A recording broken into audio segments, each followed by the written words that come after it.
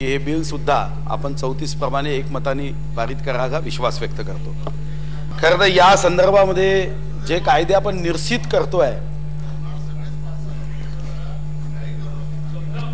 जे कायदे मी सांगतो जे कायदे आपण साधारणतः निरसित करतोय याचा अर्थ असा नव्हे की अनेक वर्षापासून या कायद्याचा प्रशासकीय यंत्रणेने उपयोग करून राज्य चालवलं, आता या कायद्यांना आपण गुड बाय टाटा म्हणतोय असा नसून, जयंतराव हे कायदे आता पहिल्यांदा असे अनेक कायदे होते आणि प्रत्येक कायदा दुसऱ्याला हम आपके है कोण म्हणायचा। आता जीएसटी मध्ये हम साथ साथ है, सर्व कायदे एकत्र आ गए। या कायद्यांना एकत्र आणून मग राज्य मूल्यवर्धित कर असेल, केंद्रीय विक्री कर असेल, ऐश आराम कर असेल, प्रवेश कर असेल, करमणूक आणि मनोरंजन कर असेल, जाहिरातीवरील कर असेल, खरेदी कर असेल, वन विकास कर असेल, लॉटरी बेटिंग आणि जुगारावरील कर असेल, वस्तू व सेवांच्या पुरवठ्यावरचा राज्य अधिभार आणि उपकर असेल, राज्य सरकारचे एवढे कायदे या कायद्यामध्ये कंझ्युम होतात। का कंझ्युम करतोय अध्यक्ष महाराज? तर 1950 मध्ये फ्रान्स मध्ये जीएसटी आला, आज साधारणतः मोठी 160 देशामध्ये जीएसटी आहे। या देशामध्ये जेव्हा जीएसटी लागला, वन नेशन वन टॅक्स, एक कर, कच्चा बिल पक्का बिल बंद झाले, यातून सर्वात मोठा फायदा झाला तो म्हणजे ऑप्टिमम युटिलायझेशन। याच्यामध्ये 5M अर्थव्यवस्थेसाठी महत्वाचे असतात। 5M केदार साहेब अर्थव्यवस्थेसाठी महत्वाचे असतात। एक मॅन, मशीन, मटेरियल, मनी आणि मिनिट। आता या 5M सोबत जीएसटी कायद्यामध्ये 6वा M महाराष्ट्राचा आहे, तोही महत्वपूर्ण आहे। हे कायदे निरसित करताना या कायद्याच्या माध्यमातून इज ऑफ डुईंग बिझनेसला अडचणी व्हायच्या। जो व्यापारी कर भरतो यामध्ये सुद्धा आपण सहजता आणली। साधारणतः 20 लक्षाची मर्यादा केल्याने साधारणतः 5,77,00,000 लोक जे हातावर व्यवसाय करणारे आहेत यांना या कायद्यातून संरक्षण दिलं।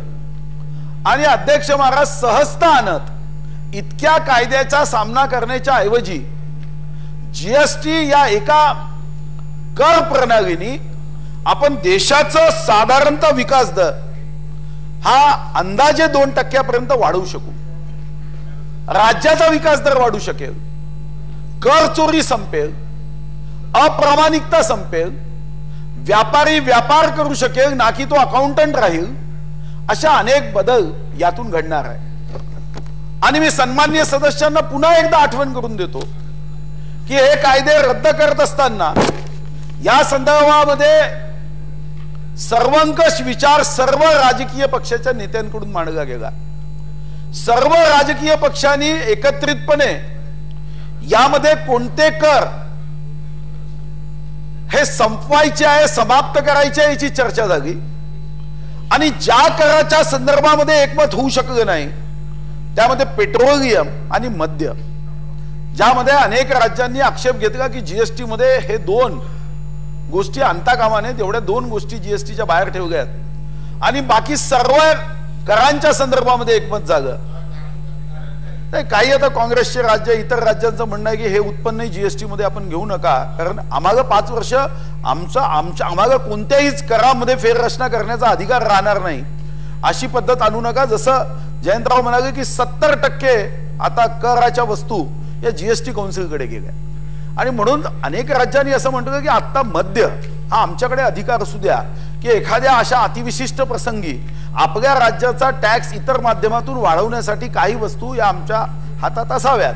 त्याच्यावर काही जीएसटी काउन्सिलचं एकमत झालं नाही, पण साधारणतः जीएसटी काउन्सिल या 2 वस्तूबद्दल 5 वर्षांनी पुन्हा फेरविचार करेल आणि पुन्हा 5 वर्षांनी जर आवश्यकता वाटली, जीएसटी मध्ये ग्रोथ रेट हा 14% आपल्याला दिला आहे, जो साधारणतः सर्व राज्यांचा एकत्रित 10%, 10.5% येत होता, पण केंद्राने मोठं मन करत सर्व राज्यांचा कुणाचा तर 6%, 5%, 8% होता, पण मॅक्झिमम ग्रोथ रेट आपल्याला 5 वर्षासाठी दिला आणि हे कॉम्पेन्सेट कमी करावं लागावं आणि म्हणून काही वस्तूंच्या संदर्भामध्ये राज्याला तो अधिकार ठेवला आहे। जसं आता हा अधिकार त्या राज्यांनी मी जसं सांगितलं तसं ऑप्टिमम युटिलायझेशन त्या विषयाचा केला तर त्याचा जास्त फायदा होईल त्याच्यामध्ये अपेक्षा आहे। पण आज मात्र जेव्हा विधेयक क्रमांक 35 मांडताना मी सभागृहाला लक्षात आणून देतो की अनेक कर आपण कमी करतोय आणि खर तर या संदर्भामध्ये जास्तीत जास्त कायदे असण्यापेक्षा